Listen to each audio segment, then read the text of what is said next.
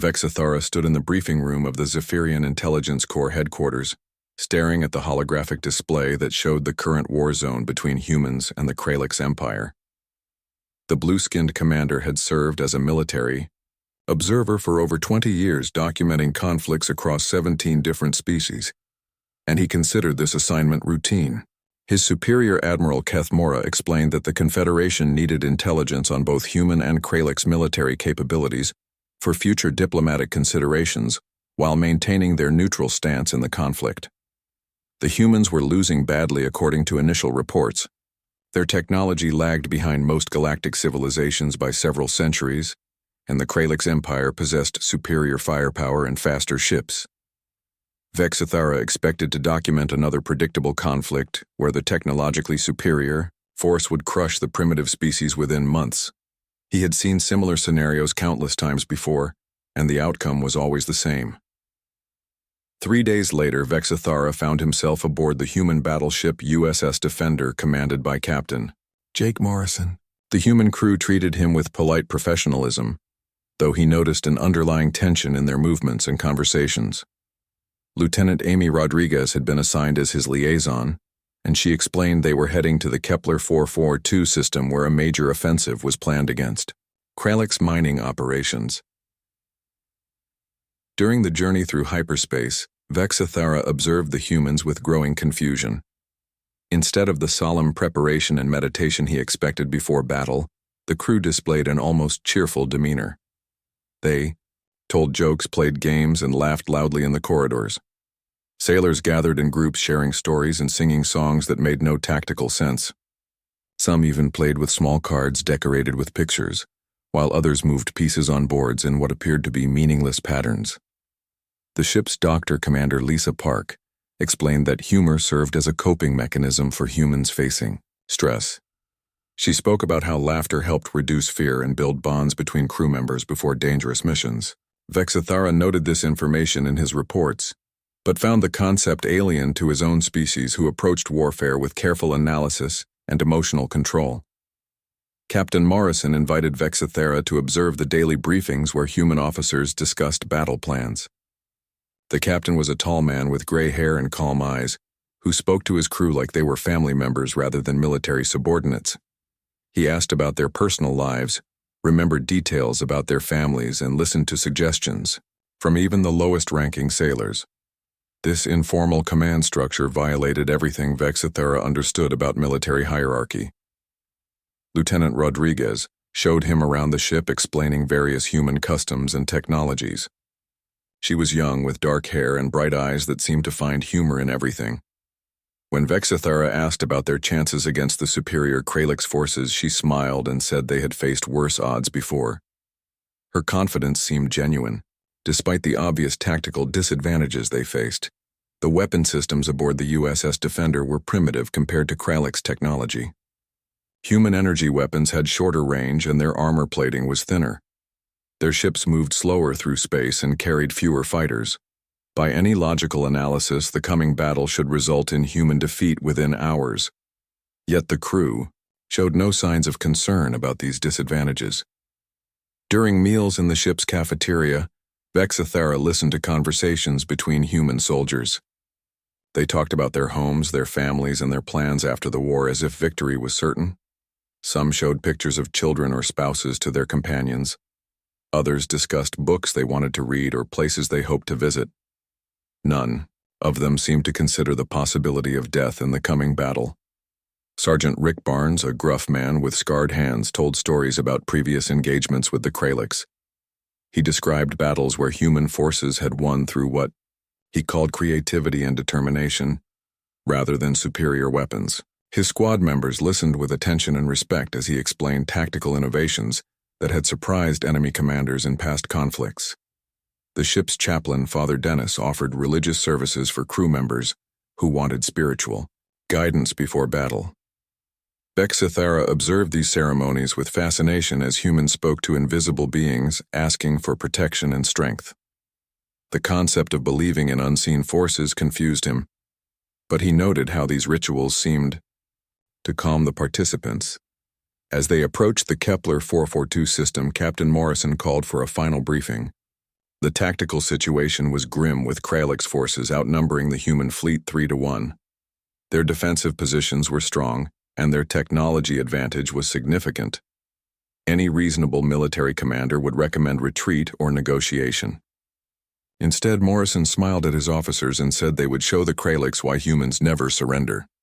Vexathera felt his first hint of unease as he watched the human crew prepare for what appeared to be certain death, with songs and laughter echoing through the corridors.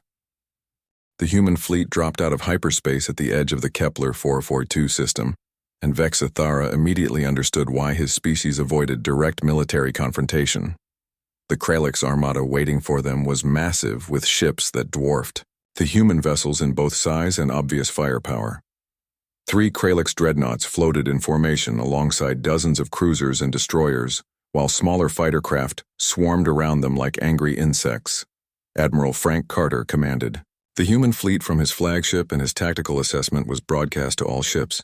The enemy outnumbered them 3-1, possessed superior technology, and held defensive positions around the mining colony they were protecting. Any logical military doctrine would recommend immediate retreat to preserve forces for a better opportunity. Instead, Carter ordered an immediate attack using something he called Pattern Delta 7. Vexathera watched from the bridge of the USS Defender as human ships charged directly into the enemy formation with what could only be described as controlled madness. Captain Morrison stood calmly at his command station, issuing orders while explosions lit up the view screen around them.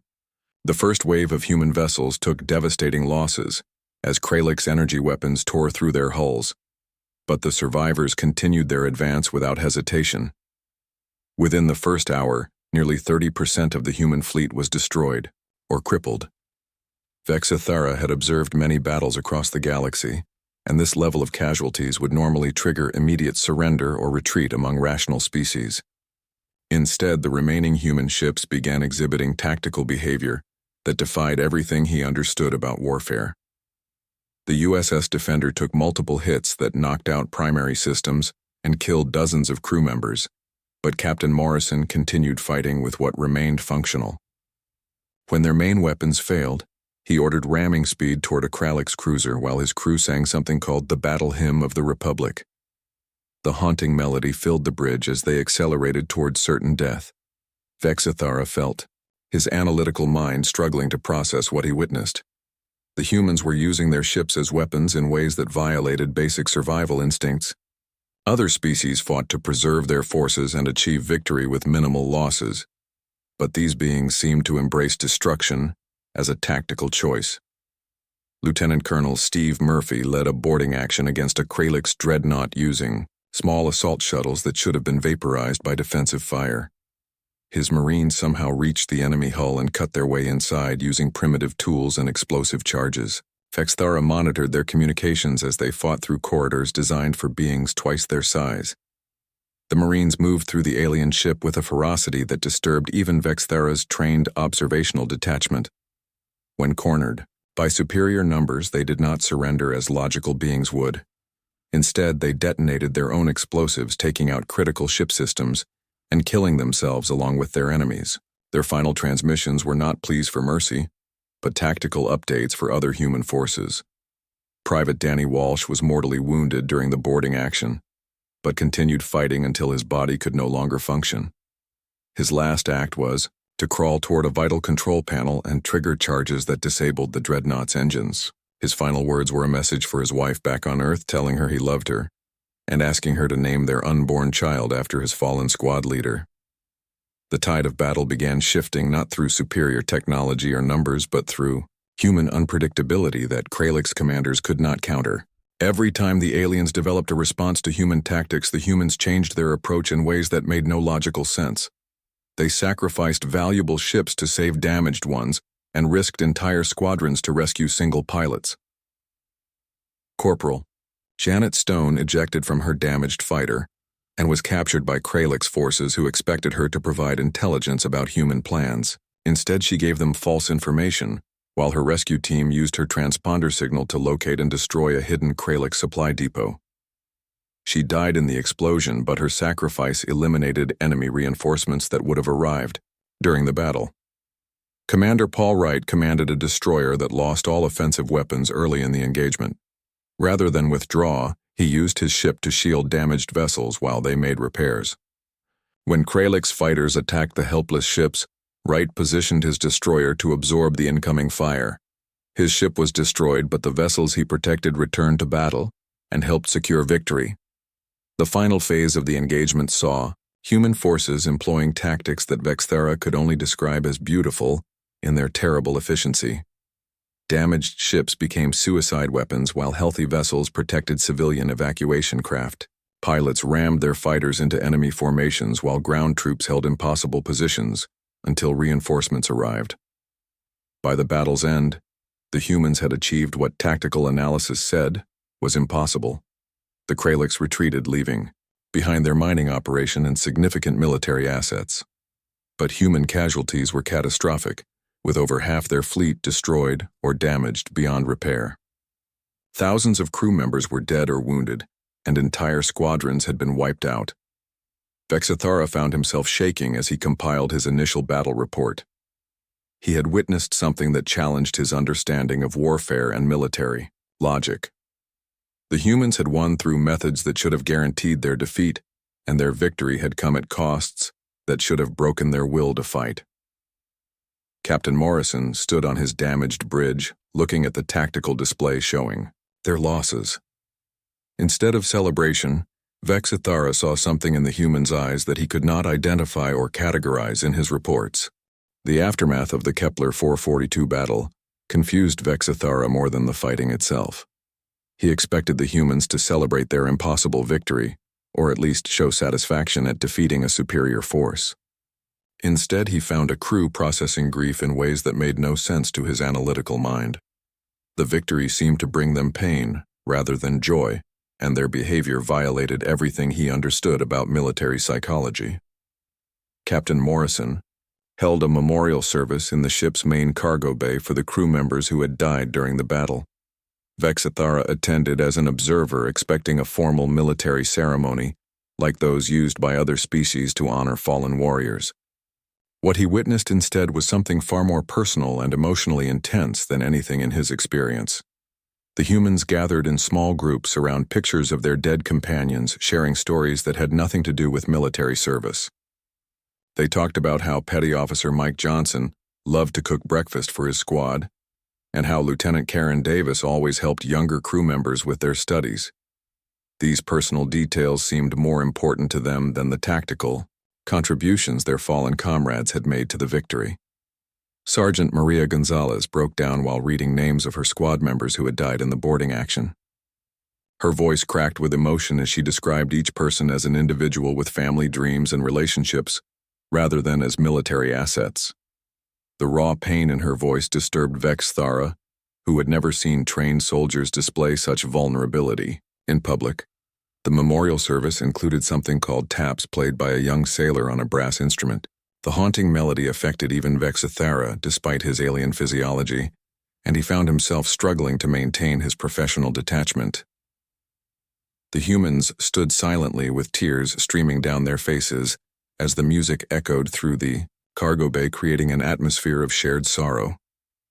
Lieutenant Amy Rodriguez approached Vexthera after the ceremony and began explaining concepts that had no equivalent in Zephyrian culture. She spoke about survivor's guilt and the psychological burden of living when others had died. Her best friend, Petty Officer Kate Williams, had been killed during the boarding action, and Rodriguez blamed herself for not being there to help. The conversation revealed layers of human psychology that Vexthera found both fascinating and deeply unsettling. Rodriguez explained how humans formed emotional bonds with their companions that went beyond military necessity. These attachments made them stronger fighters, but also caused intense pain when those bonds were broken by death. The tactical disadvantage of such emotional involvement seemed obvious, but humans embraced it anyway. Dr. Lisa Park moved through the medical bay, treating wounded soldiers with a combination of professional skill and emotional support that went far beyond Zephyrian military medicine. She held hands with injured crew members and listened to their fears about permanent disabilities or psychological trauma. Her bedside manner included elements that seemed inefficient but clearly helped her patients recover faster. Private Tim Clark was dying from wounds received during the battle, and Dr. Park sat beside his bed holding his hand as his body systems failed. He asked her to contact his wife and tell her he loved her and wanted her to remarry someone who would make her happy. The dying soldier seemed more concerned about his family's future than his own approaching death, and Dr. Park promised to deliver his message personally. The scene profoundly affected Vexithera's understanding of human behavior. In his species, dying warriors focused on tactical debriefings and ensuring their knowledge passed to surviving comrades. These humans used their final moments for emotional communications that served no military purpose, yet seemed critically important to everyone involved. Meanwhile, the ship received new orders from Fleet Command directing them to participate in a rescue mission to save human civilians trapped on a Kralix-occupied world called New Haven. Despite their recent losses and need for repairs, the crew's morale actually improved when they learned about the assignment. Vexithera noted this paradox in his reports, but could not explain why humans seem to fight better when protecting others than when seeking victory for its own sake. Captain Morrison called his senior officers to discuss the mission parameters, and Vexithera observed their planning session. The tactical situation was even worse than their recent battle with heavily defended enemy positions and minimal chance of success. The logical response would be to decline the mission or request additional forces, but every officer volunteered. Immediately, without considering the dangers, Commander Lisa Park insisted on joining the mission, despite being needed aboard the USS Defender to treat their current wounded. She explained that civilian casualties on New Haven would require immediate medical attention that only she could provide. Her willingness to risk her life for strangers demonstrated the same illogical decision-making that had won the previous battle. Lieutenant Rodriguez showed Vexithera intelligence reports about conditions on New Haven that painted a grim picture of human suffering under Kralix occupation. The aliens were using captured civilians as forced labor in mining operations, with working conditions that amounted to systematic genocide. Children as young as 10 years old were laboring in dangerous environments while their parents were worked to death, extracting valuable minerals. The crew's reaction to these reports was immediate and visceral. Hardened soldiers who had just survived a brutal battle became emotional when discussing the plight of civilians they had never met. Their anger at Kralix's treatment of non-combatants seemed to override tactical considerations about mission difficulty and survival probability. Vexithera began to understand that human warfare was driven by motivations that transcended military logic. These beings fought not just for territory or resources, but for abstract concepts that his species could barely comprehend. Their willingness to die for strangers violated basic survival instincts, yet made them more effective fighters than superior technology could explain. As the USS Defender limped toward New Haven with its damaged systems and depleted crew, Vexithera realized his role as an objective observer was becoming compromised by exposure to human emotional responses. The rescue mission to New Haven pushed Vexithera beyond his limits as an objective observer and into territory that would haunt him for the rest of his life. The human fleet arrived at the occupied world to find conditions that challenged his understanding of intelligent behavior and forced him to question everything he thought he knew about civilization. Major Chris Baker led a special forces team on a covert insertion to disable planetary defenses before the main assault. Vexithera accompanied them as they landed under cover of darkness near one of the Kralix labor camps. What they discovered on the planet's surface violated every concept of reasonable treatment that existed in galactic law. The Kralix had constructed massive mining operations where human prisoners were worked to death, extracting rare minerals from dangerous underground tunnels. Children as young as 10 years old labored alongside adults in conditions that killed dozens every day from exhaustion cave-ins and toxic exposure. The alien guards treated humans as disposable resources, killing them for minor infractions or simple entertainment. Staff Sergeant Tony Martinez was the first to discover a mass grave containing hundreds of human bodies, including children who had died from starvation and overwork. The seasoned soldier who had fought through multiple campaigns without showing emotion suddenly vomited at the sight. His reaction confused Vexithera, who had seen similar casualties in other conflicts without such extreme responses from trained warriors. Corporal Jenny Adams moved through the camp, taking photographs for intelligence purposes, but tears streamed down her face as she documented the evidence. She spoke quietly to herself, making promises to remember each victim's face and ensure their deaths were not forgotten. Her emotional investment in strangers violated military protocol, but seemed to drive her to work more efficiently rather than less. Major Baker gathered his team to discuss their mission parameters, which called for disabling defense systems and withdrawing before the main assault. The tactical plan was sound and offered the best chance of success while minimizing casualties among the Special Forces unit. However, when the soldiers saw the conditions in the labor camps, they unanimously voted to deviate from their orders. The team decided to attempt an immediate rescue of camp prisoners, despite the tactical impossibility of success against overwhelming enemy forces. Their decision made no military sense and guaranteed heavy casualties among both the rescue team and the civilians they hoped to save. Yet every soldier supported the plan without hesitation, even though it meant probable death for all involved. Private Alex Johnson was the youngest member of the team, barely old enough to serve in combat operations. When Major Baker explained the dangers of attempting an unauthorized rescue mission, Johnson volunteered to lead the most dangerous assault on the guard towers. His reasoning was simple. If they were going to die anyway, they might as well die, trying to save innocent people. The ensuing battle demonstrated human warfare at its most primal and terrifying level. The soldiers fought with a fury that transcended their military training and tactical doctrine. They took unnecessary risks to save individual prisoners, often at the cost of their own lives. Their behavior defied every principle of efficient combat that Vexathara had observed in other species. When Private Johnson was mortally wounded while shielding a human child from Krallick's weapons fire, he used his final moments to ensure the child reached safety.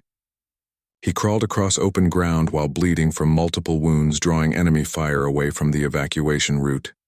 His death saved one life at the cost of valuable military personnel, but his squad treated it as a victory rather than a loss. Sergeant Rick Barnes led an assault on the main guard complex that should have been impossible with their limited numbers and equipment. His team moved through fortified positions using tactics that relied more on desperate courage than military science. They suffered heavy casualties, but succeeded in destroying the camp's defensive systems and allowing civilian evacuations to begin. The civilian prisoners reacted to their rescue with a mixture of joy and disbelief that affected even the hardened soldiers. Families separated for months were reunited while others learned that loved ones had died in the camps. The emotional scenes of reunion and grief created chaos that hindered tactical operations, but the soldiers refused to rush the civilians or abandon those too weak to move quickly. Dr. Lisa Park established a field medical station in the middle of the active combat zone, treating wounded soldiers and civilians under constant enemy fire. When Krallick's reinforcements arrived and began targeting the medical facility, she refused evacuation orders and continued working until the last patient was stabilized. Her dedication to healing transcended personal safety in ways that violated basic survival instincts. The rescue operation succeeded in evacuating over 3,000 civilians, but the cost was catastrophic. Major Baker's Special Forces team suffered 80% casualties, and dozens of regular soldiers died protecting the evacuation ships. The tactical value of saving civilians was questionable, but the human response treated it as their greatest victory. Vexathara realized he was witnessing something that his species entirely lacked: the ability to fight for abstract concepts like justice and compassion rather than concrete military objectives. The tactical inefficiency horrified his analytical mind, but the emotional power behind it disturbed him on levels he had never experienced. As evacuation ships carried the rescued civilians to safety, Vexathara watched human soldiers who had lost friends and squad mates celebrating the mission's success. Their joy at saving strangers seemed to outweigh their grief at losing comrades in ways that challenged everything he understood about rational behavior. The events on New Haven marked the point where Vexathara's objective reporting began failing, as his own psychological responses interfered with his analytical capabilities. Following the events on New Haven, Vexthara submitted a formal request for reassignment that revealed how deeply the human campaign had affected his psychological stability. His reports had become increasingly personal and subjective, violating every protocol established by the Zephyrian Intelligence Corps for military observation. His superiors denied the request, explaining that his intelligence was too valuable as the war entered its most critical phase. Admiral Kethamora contacted him directly to explain the strategic importance of his mission. The Kralix Empire was developing a superweapon capable of destroying entire planets, and the Confederation needed detailed intelligence about human capabilities before making decisions about potential alliance or intervention. Vexathara's unique position as an embedded observer made him irreplaceable despite his deteriorating emotional condition. The human fleet received intelligence about the weapon facility located in the heavily defended Vega system. Military analysts on both sides calculated the mission's success probability at less than 5%, with virtual certainty of total casualties among attacking forces. The Kralix had positioned their most powerful defensive fleet around the system, and the weapon itself was protected by shields that could withstand conventional assault. Admiral Frank Carter called for volunteers for what he openly acknowledged was a suicide mission with no hope of survival or rescue. Vexathara expected few responses, given the obvious impossibility of success and the certain death awaiting anyone who participated. Instead, nearly the entire human fleet volunteered, creating a situation where Carter had to turn away qualified personnel to maintain minimum crew levels on other ships. The selection process fascinated and horrified Vexthara as he watched humans compete for the right to die in what appeared to be a meaningless gesture against impossible odds. Veteran soldiers argued with their commanders about being left behind, while newer recruits demanded chances to prove themselves in final combat. The enthusiasm for certain death violated everything he understood about survival instincts. Captain Morrison commanded the lead assault ship despite opportunities to remain in safer positions, coordinating the attack from a distance. When Vexathara asked why he chose to lead the most dangerous mission personally, Morrison explained that asking others to die while remaining safe himself would violate his concepts of leadership and honor. The reasoning seemed logical, until Vexathara realized it guaranteed the loss of experienced commanders. Lieutenant Amy Rodriguez served as tactical officer despite recently learning about her brother's death in another theater of war. She had received permission to return home for his funeral, but chose to remain with her crew for the final mission. Her decision to prioritize military duty over family obligations demonstrated the depth of human commitment to abstract concepts like loyalty and service. Dr. Lisa Park insisted on joining the mission to provide medical support, knowing that medical personnel would be among the first targets in any assault on a fortified position. Her reasoning was that wounded soldiers deserved the best possible care even in hopeless situations. The logic seemed sound until Vexathara realized she was volunteering to die treating people who were already doomed.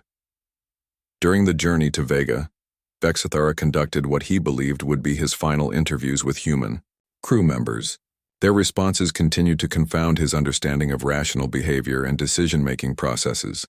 When asked why they volunteered for certain death, their answers varied but shared common themes that challenged his concepts of intelligent behavior.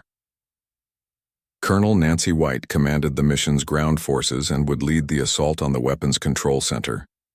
She explained her motivation with mathematical precision. If they failed to destroy the superweapon, millions of innocent people across dozens of worlds would die. Her life measured against millions of others was an acceptable trade by any rational calculation. Yet her emotional certainty behind the reasoning disturbed Vexathara. Sergeant Maria Gonzalez had survived the earlier battles and earned rotation back to Earth for rest and recovery. Instead, she volunteered for the final mission, explaining that her squad had died protecting civilians, and she wanted to ensure their sacrifice had meaning. Her decision to seek death rather than safety seemed to honor her fallen comrades in ways that transcended logical thinking. Private Danny Walsh was 19 years old and had never seen combat before joining the crew after New Haven. His eagerness to participate in the suicide mission confused Vexathara, until the young soldier explained that he wanted to prove himself worthy of serving alongside veterans who had already sacrificed everything. His need for validation through death demonstrated human psychology at its most incomprehensible. The ship's chaplain, Father Dennis, held continuous religious services as they approached the target system. Humans who had never shown interest in spiritual matters suddenly sought guidance from invisible beings they claimed controlled their destinies. The concept of believing in unseen forces that might provide protection in impossible situations revealed depths of human psychology that Vexathara could not analyze. Vexathara realized his role as an observer had fundamentally changed during the campaign. He was no longer documenting an alien species' military capabilities, but witnessing something that challenged his understanding of consciousness itself. The humans were not simply fighting a war. They were expressing their deepest values through acts of sacrifice that defied rational explanation. As they prepared for the final assault, Captain Morrison gathered his crew for a last briefing that felt more like a family meeting than a military operation.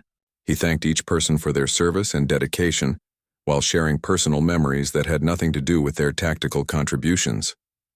The emotional farewell violated military protocol, but created bonds between crew members that seemed to strengthen their resolve. The Vega system appeared on their sensors, showing massive Kralix defensive positions that confirmed the impossibility of their mission. Vexathara watched human faces as they studied the tactical displays and saw no fear or hesitation despite the obvious hopelessness of their situation. Their calm acceptance of approaching death was perhaps the most alien thing he had witnessed during the entire campaign.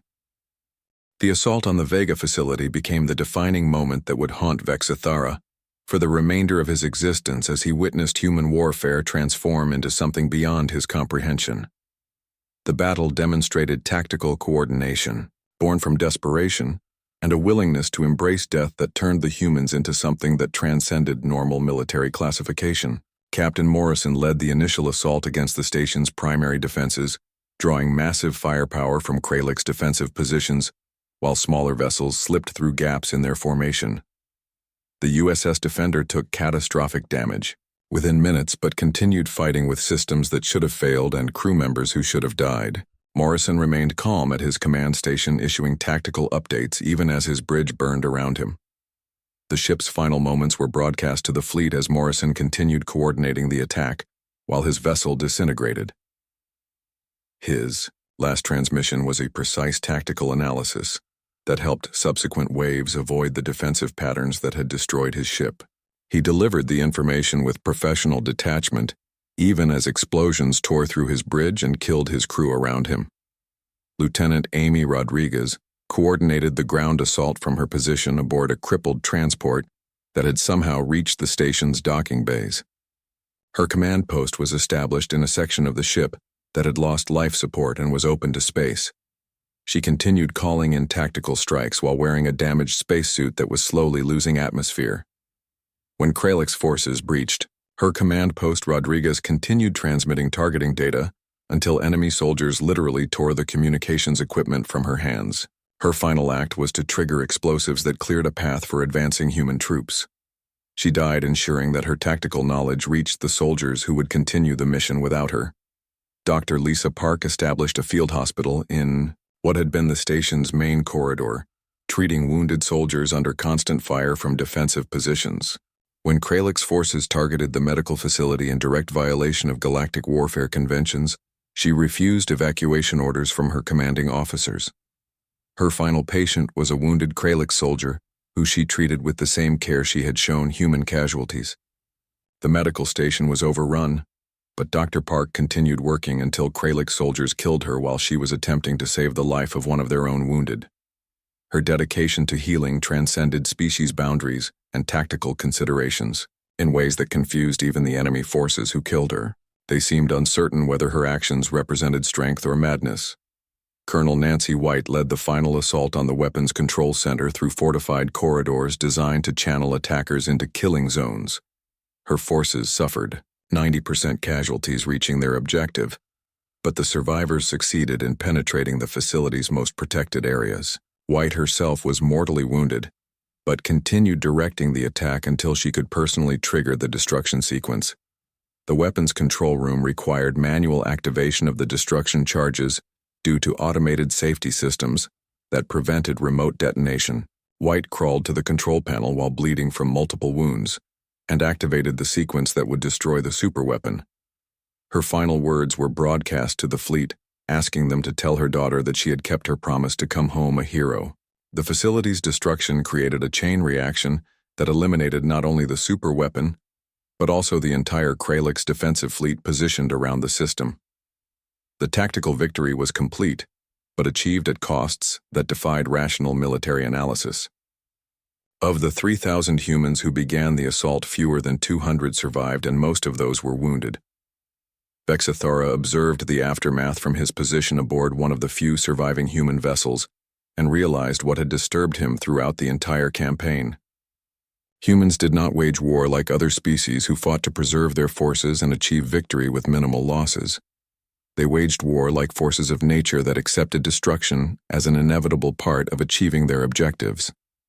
Their tactical unpredictability stemmed not from advanced strategy or superior training, but from their willingness to embrace concepts that other species could not comprehend. They valued sacrifice without hope of reward, love stronger than survival instinct, and moral conviction that transcended rational self-interest. These qualities made them simultaneously noble and terrifying to observe. The mission's success prevented the Kralix from deploying a weapon that would have killed millions across dozens of worlds, but the cost was measured in thousands of human lives. Other species would have calculated the trade-off and might have chosen differently, but humans never hesitated once they understood the stakes involved.